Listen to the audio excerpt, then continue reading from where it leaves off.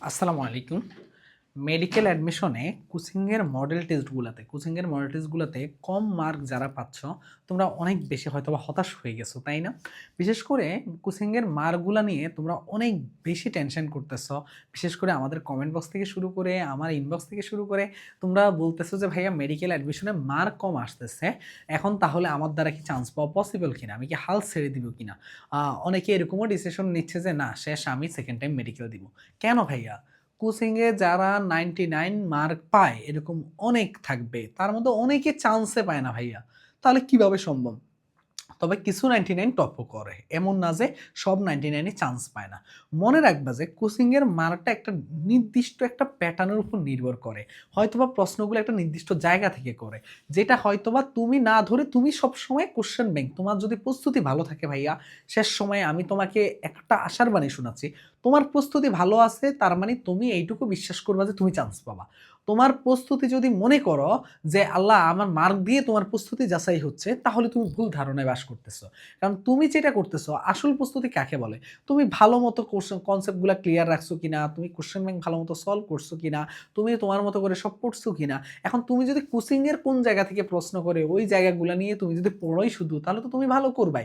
কিন্তু যারা ভালো করে সবভাবে অনেকে করে। তাই অনেক ভালো যারা করতেছে ওদের নিয়ে তুমি চিন্তাও করবা না। তোমার তো সিট ভাইয়া ফার্স্ট হওয়ার দরকার নেই। তোমার তো ভাইয়া ১০০ ঢোকার দরকার নেই। তোমার যদি টার্গেট থাকে ঢাকা মেডিকেল, তুমি ২০০ পজিশনে থেকেও ঢাকা মেডিকেল। তোমার যদি টার্গেট থাকে একটা মেডিকেল, তুমি ৪০০০ পজিশনে থেকেও একটা মেডিকেল পাবা।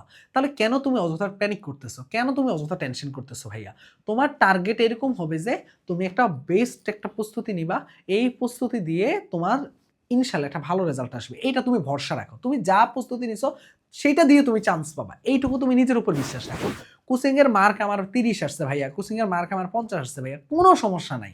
কোনো সমস্যা নাই। কোচিং এর মার্ক যে ৯৯ পাইছে ও দেখবা মেইন এক্সামে গিয়ে ৩৫ পায়, ৩৮ পায়। আবার কোচিং এ যে স্টুডেন্ট ৫০ পাইছে, ৪৮ পাইছে ও যে মেডিকেল মেইন এক্সামে চান্স পায়। তাহলে কি? তাহলে জিনিসটা কি দাঁড়ালো? জিনিসটা দাঁড়ালো যে তুমি পরীক্ষার হলের ১ ঘন্টা কি করতেছো? আরেকটা বিষয় দাঁড়ালো যে এই শেষ সময়টাতে তুমি ঠিকভাবে নিজের প্রস্তুতিটা নিয়ে তোমার কনফিডেন্সটা ধরে রাখতে পারতেছো কিনা। আরেকটা বিষয় দাঁড়ায় তুমি প্রস্তুতিগুলো তো নরমালি অনেকেই নেওয়ার নিছো। যারা ঠিকভাবে নেও নাই হয়তোবা তুমি তোমার নিজের 100% টা আরো ২ দিন ট্রাই করো। ঠিক আছে? কিন্তু যারা ধরো প্রস্তুতি নিয়েও মার্ক কম আসতেছে, হতাশ হইও না ভাইয়া। বিশ্বাস করো তুমি মেইন এক্সামে ভালো করবা। তোমার কোচিং এর মার্ক নিয়ে হতাশ হওয়ার কিচ্ছু নাই ভাইয়া। এমনও আছে যে আমি নিজে আমার অ্যাডমিশন টাইমে আমি এটা কখনো কাউকে সাজেস্ট করি না। আমার মার্ক কম আসবে এটা জানি আমি। কেন কিভাবে জানি? কারণ হলো যে আমি তো মেডিকেলের প্রস্তুতি নেই নাই। কিন্তু তাও আমি কয়েকটা মেডিকেলের পরীক্ষা দিতাম। কিন্তু যখন দেখতাম মার্ক কম আসতেছে আমি আর এক্সামে দেই না।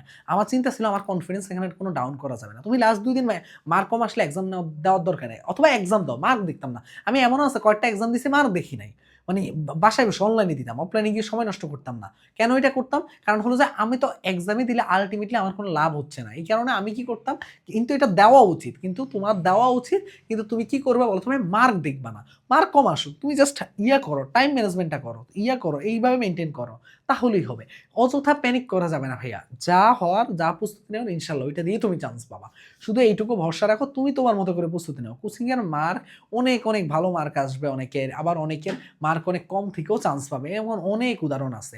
কোচিং এ এমনও হয় কি তোমার ধরো মানে একটা স্পেসে ধরো যারা কোচিং এর কোয়েশ্চেন নিয়ে এনালাইসিস করে ওরা বুঝে যায় যে কোন জায়গাগুলো থেকে প্রশ্ন হবে। ওই জায়গাগুলোকে ওরা বেশি ফোকাস দেয়। ওই জায়গাগুলোতে ফোকাস দিলে তো ওরা ভালো মার্ক তুলতে পারবে। এইজন্যই আরকি যেটা হয় কি কোচিং এর এই জায়গাগুলোতে অনেক শিক্ষার্থী ভালো করে। শুধুমাত্র ওই স্ট্র্যাটেজিটাতে। আমি আমার অনেক ফ্রেন্ডকে দেখছিলাম আমার অ্যাডমিশন টাইমের মধ্যে ওদের চাইতে আমার মার্ক বেশি। আমি কোনো মেডিকেলে প্রস্তুতিই নেই নাই। মানে এরকম একটা অবস্থা হয়েছিল। আর ওদের ক্ষেত্রে ওরা প্রস্তুতি নিয়ে কোনো এক্সামে 99 পাইছে। মেইন এক্সামে গিয়ে আমি আমার নিজের ক্লোজ ফ্রেন্ডের গল্প বলতে পারবো। ৪২ পাইছে মাত্র। নাকি ৩৮ পাইছে মাত্র। মেইন এক্সামে গিয়ে ও 99 পাওয়া স্টুডেন্ট 99 কিভাবে ওর সাথে আমার পরিচয় হইছে? ওর সাথে আমার অনেক আগের ফ্রেন্ডশিপ ছিল। ও একটা এক্সামে দেখলাম 99 পাইছে। আমি মানে কোচিং এর নাম বলতেছি না, অফলাইনে একটা বড় কোচিং। তো ওইখানে 99 পাইছে দেখে আমি ওরে ফোন দিছি। কিভাবে পড়তেছিস? কারণ আমি তো ১২ দিনের মধ্যে মোটামুটি ৩-৪ দিন হয়ে গেছে। আমার আর হাতে ৯ দিন আছে। এখন আমি একটু গুছাবো। তো ওর থেকে পরামর্শ নেওয়ার জন্য আমি ওরে কল দিছি। তো ওই আমার ফ্রেন্ড মাত্র তোমার ৪০ এর নিচে পাইছে। এগুলা এক্সেপশনাল যারা এই যে শুধু কোচিং এর মার্কের জন্য কাজ করে তাদের ক্ষেত্রে এই জিনিসটা হবে। তাই তুমি হতাশ হও না ভাইয়া, ইনশাল্লাহ তুমি এখান থেকে ভালো করবা। আর একটা জিনিস বলি, একটা আসল বাস্তবতা হলো কি, তোমার যে পরিমাণ সিট আছে এর বেশি তো তোমাকে সিট দিতে পারবে না। কিন্তু তোমরা সবসময় মেডিকেল অ্যাডমিশন যাই হবে না কেন, যদি মেডিকেল অ্যাডমিশন আশানুরূপ না হয়, হতাশ হওয়ার কিছু নেই ভাইয়া। মেডিকেল একটা অনেক বড় আবেগ, কিন্তু মেডিকেল জীবনের সব নয়, এটা বিশ্বাস করবা, এটা তুমি মানবা। মেডিকেল অনেক বড় একটা আবেগ, কিন্তু মেডিকেল জীবনের সব না। তাহলে কি করতে হবে? তাহলে মেডিকেলের জন্য তোমার সবচেয়ে বেশি মেডিকেল পরীক্ষাটা দিয়ে তোমাকে অল্টারনেটিভ জিনিসগুলো নিয়ে কাজ করা লাগবে। মেডিকেল পরীক্ষা আসানোর না হলে হতাশ হওয়ার কিছু না, মেডিকেলের চাইতেও ভালো অবস্থায় যেতে পারবা তুমি। হয়তোবা একটা অনেক বড় আবেগের জায়গা, আমি তোমাকে মিথ্যা আশ্বাস দিচ্ছি না, তুমি জাস্ট আসো না অ্যাডমিশন টেস্টে, এরপরে এগুলোতে আসো, তখন বুঝতে পারবা। এর জন্য আমরা কিন্তু তোমাদের কথা চিন্তা করে ব্যাকআপ হিসাবে আমরা কি রাখছি, তোমাদের জন্য কৃষি ব্যাচটা রাখছি, যেখানে ম্যাথের দায়িত্বে আমি থাকবো, ফিজিক্সের দায়িত্বে আশিক ভাইয়া থাকবে, কেমিস্ট্রির দায়িত্বে নাইমুর ভাইয়া থাকবে, বায়োলজির রাকিব ভাইয়া, ইংরেজির সত্য ভাইয়া থাকবে। এবং তোমরা জানো যে যেহেতু মেডিকেলের জন্য তোমাদের কেমিস্ট্রি বায়োলজি আগাই থাকো, তোমরা মোটামুটি ভালো প্রস্তুতি নাও, তার জন্য বায়োলজি ক্লাসগুলো আমরা মেডিকেলে আগে শেষ করে রাখছি, এগুলো তোমাদেরকে রেকর্ডেড ওয়েবসাইটে থাকবে, তোমাদের যার যেটা লাগবে সেটা তোমরা রেকর্ডেড থেকে দেখে ফেলতে পারবে। ক্লাস যেহেতু 3 তারিখ থেকে শুরু হয়েছে, এর মাঝখানে মেডিকেলের আগে আমরা বায়োলজিটা শেষ করে দিচ্ছি এবং কেমিস্ট্রির থিওরিটা শেষ করে দিচ্ছি। ওই থিওরি চ্যাপ্টারগুলো তোমরা কি করবা, কেমিস্ট্রি থিওরি চ্যাপ্টারগুলো ওয়েবসাইট থেকে তোমরা রেকর্ডেড করা লাগবে। আর একদম মেডিকেল এক্সামের পর থেকে আমাদের ফিজিক্স, ম্যাথ, ইংরেজি একদম জিরো থেকে আমরা শুরু করব, যাতে তোমাকে নিয়ে আমরা যেন একটা বেস্ট আউটপুট, একদম বেস্ট একটা রেজাল্ট করতে পারি কৃষিতে। এবং আরেকটা বিষয় হলো যে আমাদের কেমিস্ট্রির জন্য অর্গানিক কেমিস্ট্রি এবং হলো যে ম্যাথমেটিক্যাল চ্যাপ্টার, পরিমাণগত রসায়ন, তড়িৎ রসায়ন, এই চ্যাপ্টারগুলো আমরা নিব কখন, আমরা নিব তোমার হলো যে রাসায়নিক পরিবর্তন, এগুলো নিব আমরা মেডিকেলে পরে। তার মানে মেডিকেলে পরে ফিজিক্স, ম্যাথ, ইংরেজি এবং কেমিস্ট্রির মধ্যে অর্গানিক এবং পরিমাণগত রসায়ন, তো এই যে রাসায়নিক পরিবর্তন যেগুলো ম্যাথমেটিক্যাল চ্যাপ্টার, ওগুলো আমরা পরবর্তীতে নিব। এটা একটা বেস্ট একটা তোমার জন্য একটা কি হবে বলো তো ভাই, এই কোর্সটা হবে। এবং এইটাতে কিন্তু এখন একটা অফার চলতেছে, তোমরা যদি প্রথম 1000 জনের মধ্যে থাকো, এগ্রি বুস্টার ম্যাথ বুকটা ফ্রি পাবা। এই এগ্রি বুস্টার ম্যাথ বুকটা আমার ম্যাথ ক্লাসের পাশাপাশি এই কোর্সের মাধ্যমে তোমার কিন্তু শুধু এগ্রি না, রাবি, চবি এবং জাহাঙ্গীরনগর বিশ্ববিদ্যালয়ের এই ইউনিটও কমপ্লিট হয়ে যাবে। এটা একটা বেস্ট একটা, এই হোয়াটসঅ্যাপে একটা মেসেজ দিবা, তাহলে তুমি বাকি বিস্তারিত জানতে পারবা এবং তোমাকে অফার সম্বন্ধে বাকি সব কিছু বলে দিবে। ইনশাল্লাহ একটা বেস্ট একটা রেজাল্ট করতে পারবা, এইটুকু ভরসা রাখতে পারো। এবং যারা কৃষির পাশাপাশি জাহাঙ্গীরনগর ডি নিয়েও চিন্তা করতেছো, জাহাঙ্গীরনগর ডি এর জন্য আমাদের লাস্ট ফাইট ব্যাচটা আছে, লাস্ট ফাইট ব্যাচও তোমরা যুক্ত হয়ে যেতে পারবা। ওইটা তো একটা জিও50 কুপন ইউজ করলে তুমি একটা বড় একটা অফার পাবা।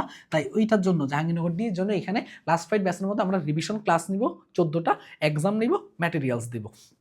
মেডিকেলের পর থেকে রিভিশন ক্লাস, এক্সাম এগুলো শুরু হবে। আমরা প্রত্যেকদিন প্রত্যেকটা ক্লাসে 2টা করে সাবটা শেষ করাবো। আমাদের সাথে তুমি শুধু বসে বসে রিভিশন দিবা।